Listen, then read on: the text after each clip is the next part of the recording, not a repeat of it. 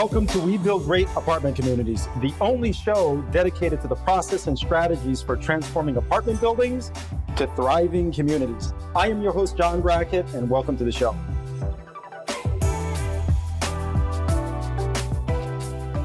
All right, everybody, welcome to another amazing episode of We Build Great Apartment Communities, where our purpose is to build great apartment communities and to improve how people live. So I am very excited for that reason to have a conversation today with Eric Upchurch.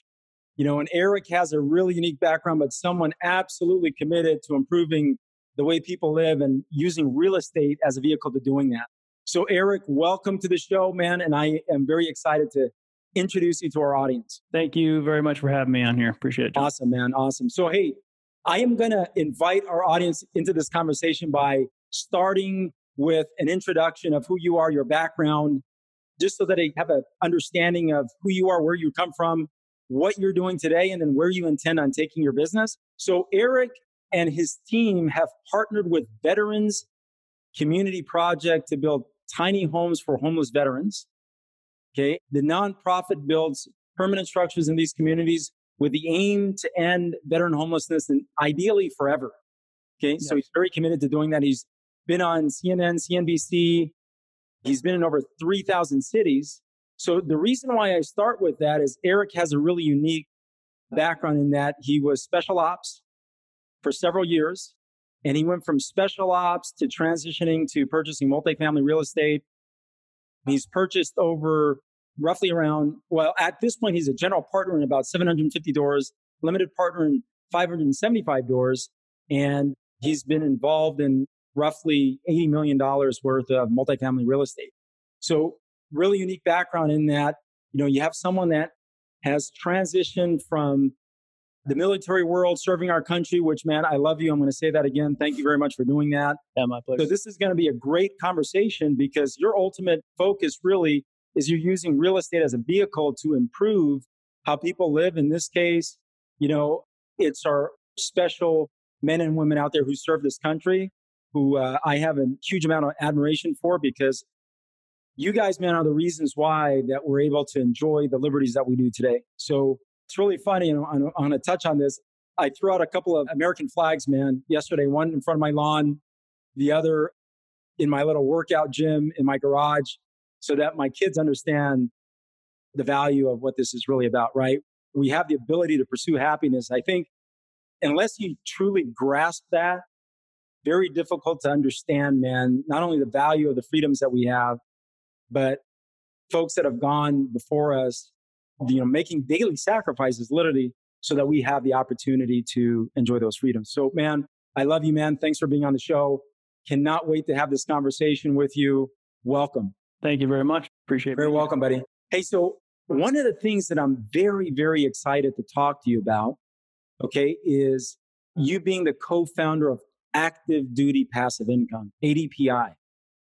And I know you're a senior managing partner there with ADPI. And, ADPI has been really structured to serve or help educate men and women in service, help them better understand, the real estate markets and the opportunities that the real estate markets have to offer. So can you touch on that a little bit, your involvement there, why you have chose that space, and then we'll transition onto the show. Yeah. So, like anybody transitioning out of the military, you are hopefully seeking something that gives you new purpose and sense of mission in life and, gives you new breath, because you lose a lot when you transition. That's why you see veteran suicide and issues with alcoholism and drug abuse and getting arrested and things like that from veterans, because you leave and you no longer have camaraderie, sense of purpose, a team, accolades, mission. You don't have all of the things that the military provides. Even just being, where am I supposed to be when? What am I supposed to look like? What, all that stuff is given to you, structure. You leave. And then on top of that, cortisol, stress hormones, you get adrenaline, serotonin, all of those things come with the military or service. So when you transition out, I'll just kind of put it in perspective for what helped me through this is I was doing my regular W-2 job and I was traveling around in San Francisco giving seminars and came to the bottom of an exit ramp and saw homeless veterans sitting there. And I loved my time in service and special operations. And Didn't think I had any issues, nothing at all. It was great. But I saw that veteran and I said, I bet 20 years ago, he didn't think that he would be sitting here on the side of on this exit ramp asking for change.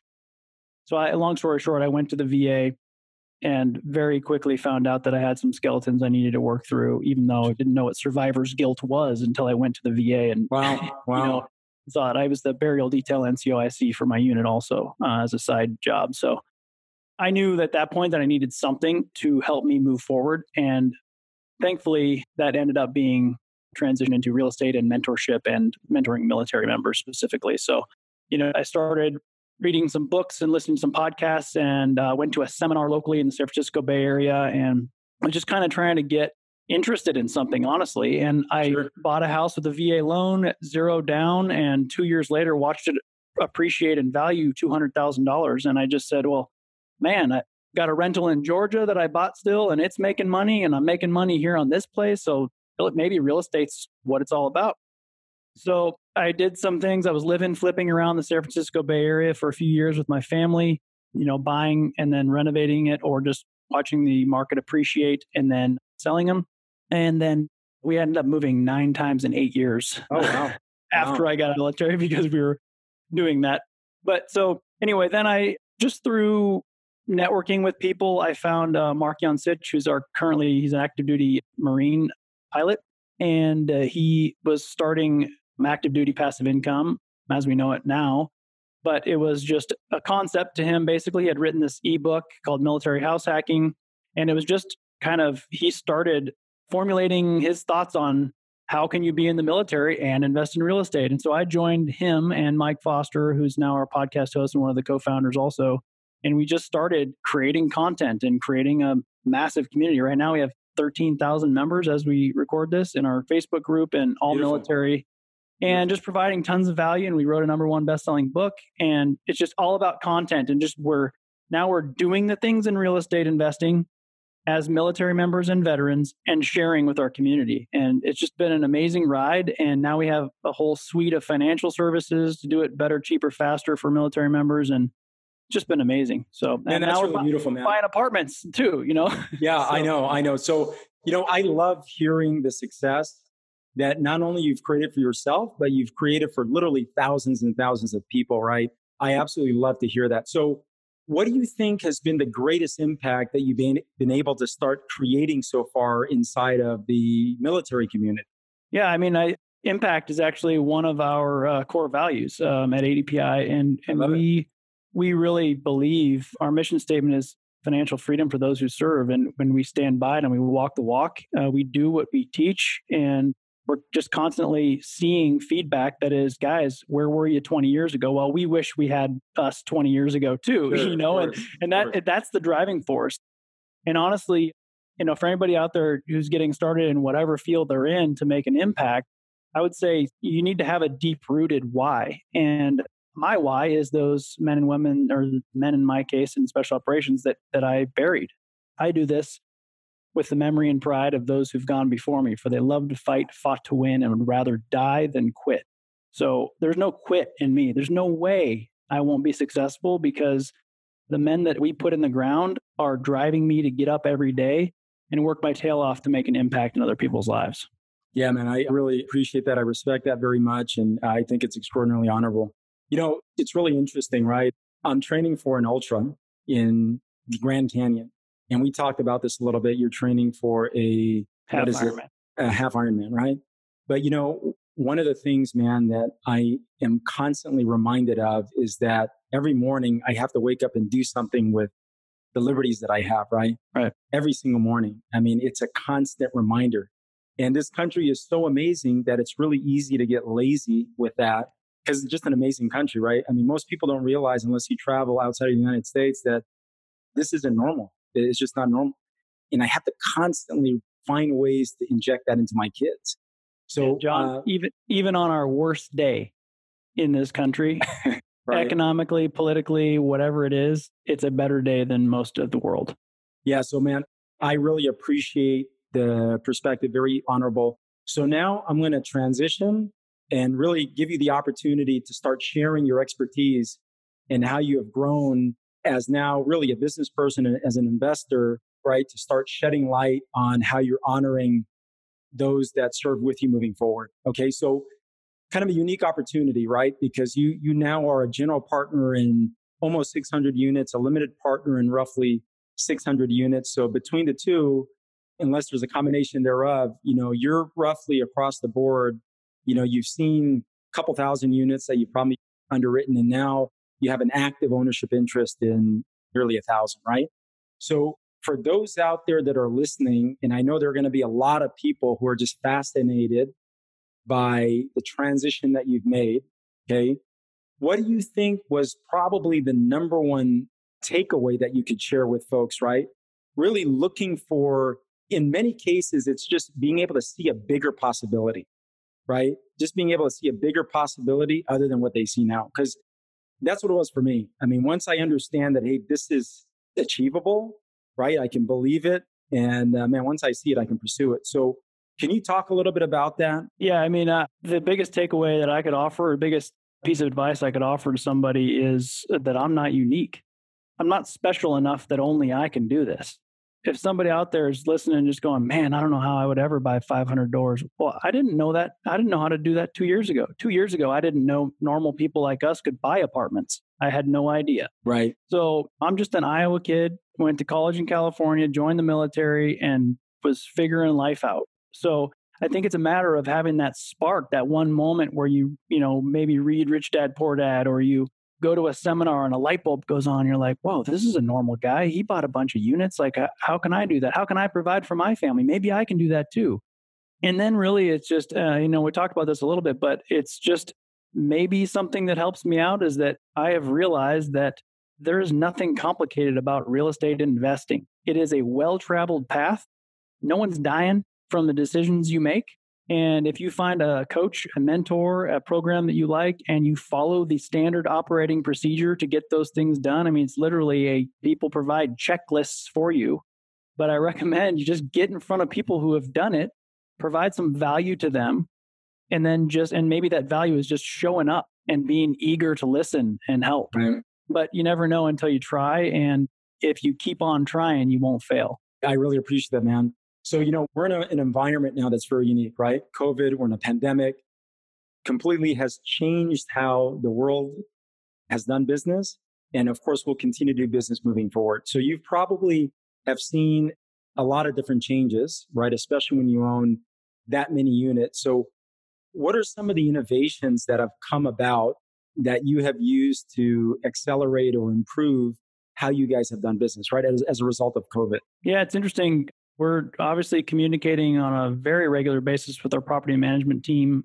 And so asset management has been challenging to figure out in times of a pandemic where you can't show your apartments to people and, you have to do virtual tours and things like that.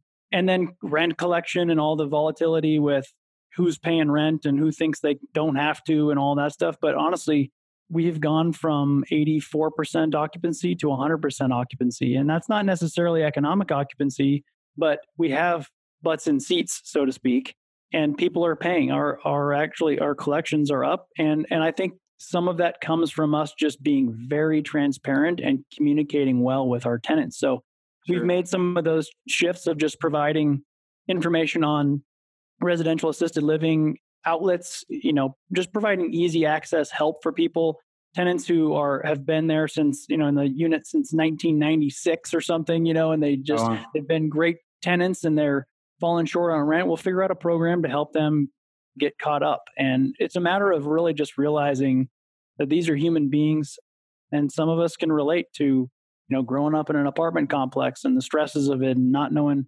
if you're going to be able to pay rent and stuff like that. So you have to empathize with your tenants a little bit, fix things that need to get fixed, be conservative, communicate with your investors and let them know, hey, a lot of people did this, but say, we're going to conserve cash and we're holding distributions. Your investment is still accruing, but we're going to hold distributions just in case. Right. And there's a lot of little things like that just made the process pretty smooth up to this point. And we're several months into this thing. So that's great, bud. That's great. I'm really glad to hear the success and also the lessons learned right along the way. So you talk about economic occupancy, in this case, physical occupancy, right?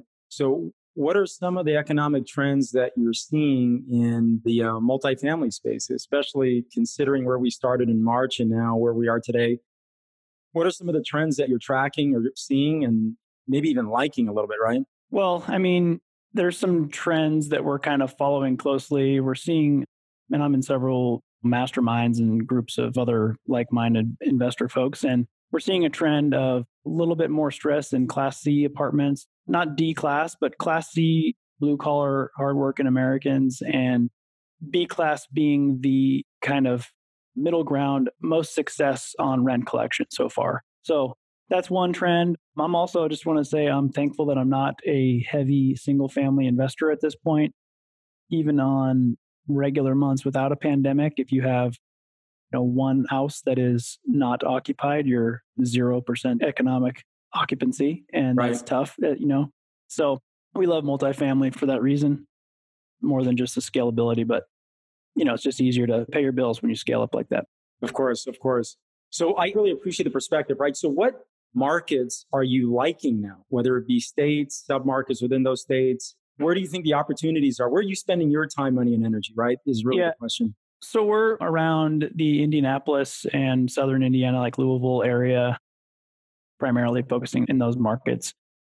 We like secondary and tertiary markets, and that scares a lot of people. But what we look for specifically is we have a strong property management team already in place. So that's kind of nice. But what we look for is a good deal with a great story.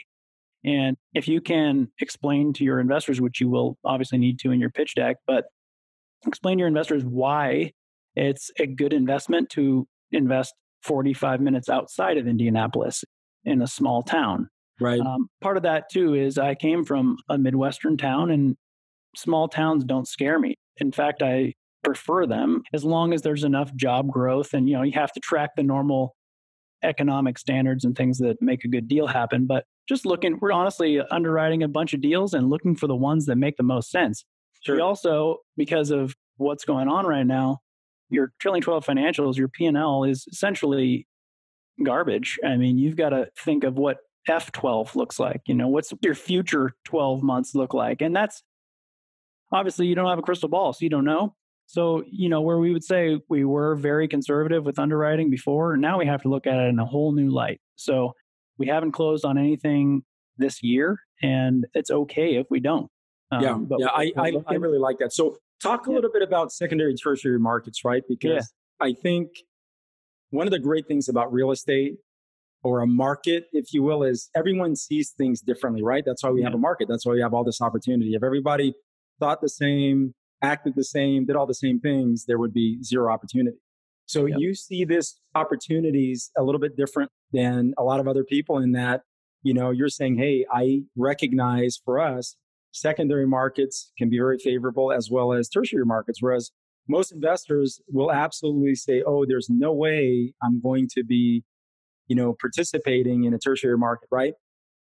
Small population, limited job growth. So can you talk a little bit about that and why you're making the decision to venture in that space? Yeah, there's some things that we do that are unique also. And I'll talk about that. Well, let's hear the unique stuff, man. That's I mean, honestly, so like I said, secondary and tertiary markets don't scare me. And in fact, if they scare, I'm not worried about it scaring an investor either, because we're able to explain the deal. Of course. And at that point, we know it's a good deal and why, but it may scare other operators. And for that reason, I'm okay with that. If my competition, so to speak, doesn't want to invest in a secondary or tertiary market and only urban environments, great, frees up more deal flow for us. So I like it. But I'll say one thing that I like to do is exercise one of my superpowers, I would say, which is super networking, super connecting. And in a smaller community, we've had great success.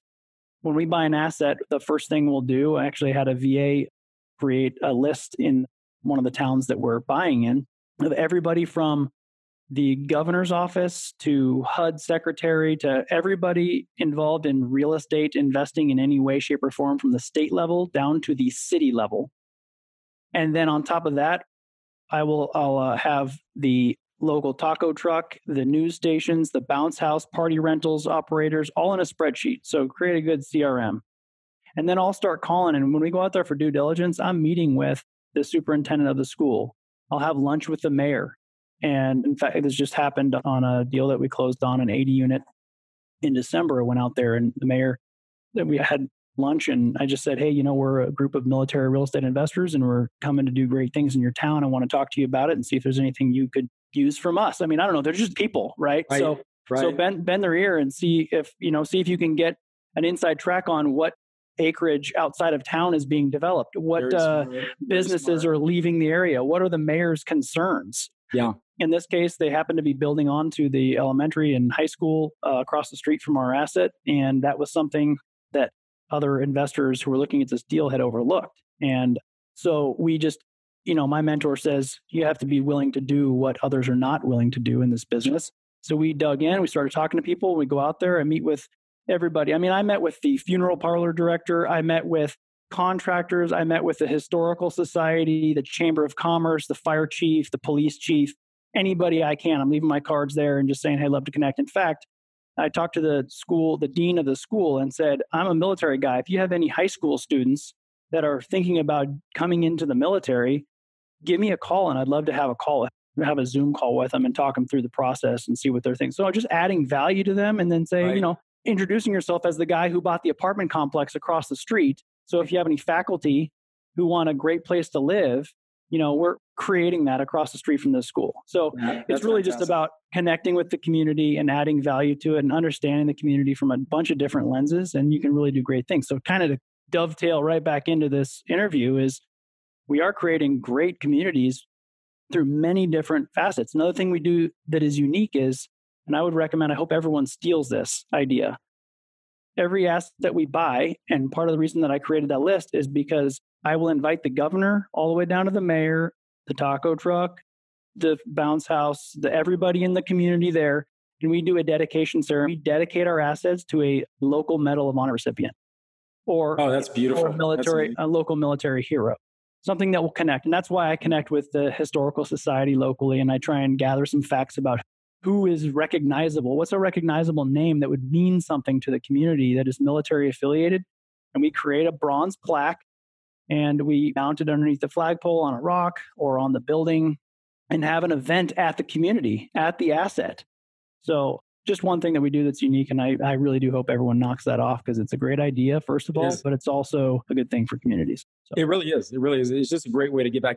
There are a couple of things that I heard there I'm going to unpack. All right. So one of the way that you described that, man, when you were describing that, I was literally envisioning like you getting parachuted into a community, right? And then you're like the master of collecting intel, right? That's next. You're a master of collecting intel. So, that makes me want to ask the question, right? What skills were you able, I know there are many, but let's say the top 3 skills from special ops that you're able to transfer over to, make you do what you do really well. Like what you just described there, it's almost like collecting intel, right? It really is. So your ability to connect with people, find ways to spend your time efficiently, and then extract the information that you need, and then use that information to be able to make great decisions with, right? Like you gave a great example of that 80 unit that you just purchased. And of course, you had someone that was in that before you, but they didn't do the extra stuff to really understand what was going on around them, and you did, right? So it helped you pull the trigger. So what are those skill sets do you feel you were able to carry over with you pretty seamlessly to give you that superpower that you talked about, or to enhance that rather, right? Yeah, I think attention to detail is one. That should be pretty self-explanatory, but you're really paying attention to, I guess that dovetails right into situational awareness. Just really looking at the bird's eye view of what's happening around you and being adaptable in that space. So that's something I could correlate, I guess, from my service over. But yeah, I think that's a pretty solid foundation. Just looking at, those are really just instilled, those are things that I feel like maybe being bold, like I said earlier, there's nothing scary about this. The worst that could happen is you hurt somebody's feelings or your feelings get hurt, but who cares? I mean, you're just trying to do the right thing in the right community for you and make some money along the way, but, improve people's lives. So just be bold. I really appreciate that. So one of the big things that is talked about, especially now, is capitalizing projects, right? How broad projects are being capitalized. So we talked a little bit about acquisitions and due diligence there. Now we're going to shift to the financing component of purchasing a multifamily project. How are you seeing projects being capitalized right now, right? I know you said you haven't bought anything in 2020, nothing hit or met your criteria, but you're still actively looking. But for what you're seeing around you, what are some common debt equity structures or some things that you think people should be aware of because of what's going on in this market right now? Financing is a really big component of being able to acquire assets. So just can you share some of your insights there? Yeah, I mean, the lower loan to value, lower risk. Actually, we work with a family office and on a mobile home park, 71 pad mobile home park we bought late last year. Also, they funded debt and equity. And so we still work with that partner. And we like that because it's a great relationship and it's comfortable. But other than that, I mean, I'm seeing a lot of the same structures. Recently, I've seen more of a Class A share, like a preferred equity on top of a normal Class A and B. Now it's like an A, B, and C, whereas the Class B are the limited partners and the Class C are the GPs. The Class A is a preferred equity, which is more like debt. So I don't know. There's a million ways for it to shake out. It just depends on who your resources are. As far as debt financing goes, I know things are tight, but we feel like we have good lenders and good relationships. So it's interesting because I would love to be able to say right now, oh, here's what we did a month ago on this one deal. And I'm sure it was, John, I hear a lot of people who've had challenges getting things to the closing table. Right. But they eventually get through it. It's just, jumping through a few more hoops. But yeah. Well, I'm going to ask a couple of questions about the preferred equity, right? Because now that I think about it, I was looking at a project the other day and it was an 80-unit project in Texas that I was considering actually making an investment in and then being a co-GP, right? But we couldn't come to terms on the preferred equity. And the person that was, or the group rather, that was going to be managing the asset, I just didn't feel that they had enough experience managing that product. So I was thinking, you know what, if I get pulled into this, if we're not performing, then now my time is going to get absorbed and it kind of changes things, right? So I said, okay, because of that, here's what I feel comfortable doing on the preferred equity side. And I want to make sure that we have a position in this thing where if you're not performing as you say you are going to, which I hope you do, because it makes it better for all of us, that, we can step in and then bring up the operation, right? And still focus on hitting our targets. Yeah. And then you're thinking to yourself how much time that's going to take you, though, if that does happen. And exactly right. That's exactly. the worry. I mean, it's a similar story to being a KP on somebody's deal that you'd love to help them out. But then you're like, if they're inexperienced, it's really challenging because you're like, that's going to be a lot of work for me. Right. If they don't perform. And so, man, I really appreciate you saying that, right? Because you're one of the few people that actually have commented on that. So, when you're making investments, and I did a video article on this the other day on LinkedIn, very few people factor in return on energy, right? Yeah. I mean, it's amazing to me. So when someone is presenting to me an opportunity to invest, or even when we're looking at deals, everybody factors in time and the risk associated with capital for return, right? I mean, that's kind of baked into an IRR, but not too many people really think about the third component of that, which is energy, which is huge. So, how do you approach that? Because I really appreciate you touching on that. Like I always say, you can tell when people are placing their own money in the marketplace when they talk about time, energy, and then capital, right? Yeah, absolutely. I mean, so like I said, with multifamily, I've only been doing this for 2 years. And so I'm at a place where I have net worth, liquidity, and experience and feel like I can add some value to other people's deals as a KP. So I'm kind of exploring that and realizing that's the case very quickly. Right. I may be in this weird kind of sweet spot where my net worth isn't high enough that I could help out on a $50 million deal, but it is on something that is substantially smaller. But then again, on something substantially smaller, you're going to have oftentimes a less experienced team if they need you. If they say, hey, we need your net worth, liquidity, and experience on a smaller deal, you may be putting that energy into the deal as well as you're signing on the loan. So, okay, so how would you price that, right? Because this is the probably higher than they would want. So that's where I mean, and 50% of the deal is asset management, right? I mean, it's like it's execution. The work starts when you buy the thing. Let's be honest, Right. So, and it's 5+ years of work that you're putting into it, and it can't.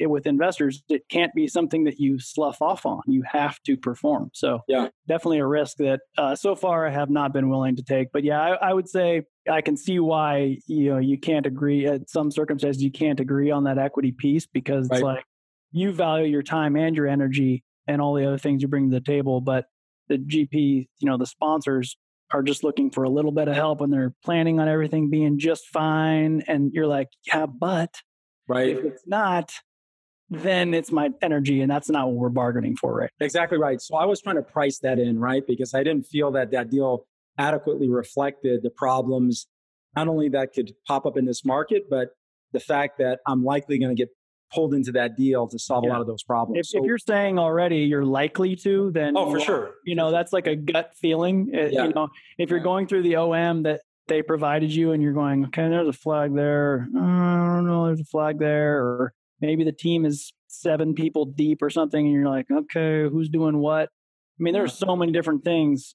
Well, so it's really interesting that you mentioned that because one of the things that I gave them a list of things, right? It was a short list, but very important items. But one of those items were, hey, I want to see your business plan. Okay, bullet point format. Forget the executive format. I don't need to see an essay. I just need to see a bullet point format. Okay, what your business plan is. If there are any capital improvements, I want to see what that looks like. And then more importantly, I want to know what your labor mix plan is for this unit. And then who's managing your labor, right? Who do you plan on managing your team? Whatever that mix looks like. That's what I really want to know and what that looks like. And so I didn't really get that. And that's why I said, well, this is likely going to be one of those deals where we have to step in and manage up, which is based okay. I'm totally good with that, right? Yeah, as long as you're at 60% of the GP, fine. Yeah. Well, here's the funny thing. I was going to be 80% of the deal, right? So I was like, okay, well, if I'm going to be 80% of the deal, I want to make sure. Yeah, okay. So anyways, it just didn't make sense. But I really appreciate you bringing that up because something that is rarely talked about is return on your time, right? Mm-hmm. Rarely talked about. So with that being said, I think this is a great segue to share, one of your great, I call them expensive seminars, okay, a deal that you did that didn't turn out exactly as planned. And what was the greatest lesson learned there that you can share with the audience? Because man, unfortunately, I've had a couple of those things, but I've been able to take those experiences and convert them into opportunity, right? Yeah. So I would love to say that I've had a lot of terrible experiences. I'm not asking for a lot. I'm just asking for one. well, okay. So in multifamily, I haven't. Honestly, the deals we've done have been great, but I think that's because, our team is great. Our underwriter is super conservative. But, honestly, I will say one challenge I've had several in the single family world I can talk about, but in the multifamily world, one thing that was a challenge for us that we learned a huge lesson on is capital raising. Because we're building ADPI right now and all the financial services. I mean, we built an amazing community. And so new businesses started spawning from that. Right. And so that was absorbing a lot of talk about time and energy. And then what we realized was we were ill prepared to raise capital for 2 deals that we had under contract. And we had to go into 2 extensions. Each 30-day extension money went hard. So we were 60 days past the original closing date. And that was okay because we knew we could do it. It was just, we were scrambling and coming up to the line and going, okay, just, sign the paperwork. We got to extend. And I talked to my mentors. I talked to everybody I knew in my masterminds. I'm like, I need advice. Who can I reach out to? Who do you know? Well, let me get to know them. And thankfully, it was a 506C. So, we were able to talk about it. And so capital raise. And a lot of people ask, do you raise capital or do you find the deal first? And the answer is always both. I mean, you've got to build that database up and collect interest in your deals. Like, if we're going to do a deal like this, would you be interested? At what level? At what time frame? Commitments. Yeah. And so, soft commitments. And so in the meantime, you're searching through deal after deal after deal, go through 100 deals before you. So how did you solve that problem, right? So you talked about running into a problem, raising capital. Yeah. I think a lot of the lessons are in how we rookie move. That was just a rookie move. And the way we solved it was perseverance. I mean, we reached out to everyone we knew. And it wasn't necessarily, so you're not asking people for money, right? You're providing an opportunity. And if they say, no, not interested, who do you know that may be interested in this amazing opportunity? I like it, man. So every person that you talk to, you can hopefully get 2 to 3 more leads from, even if they're a no.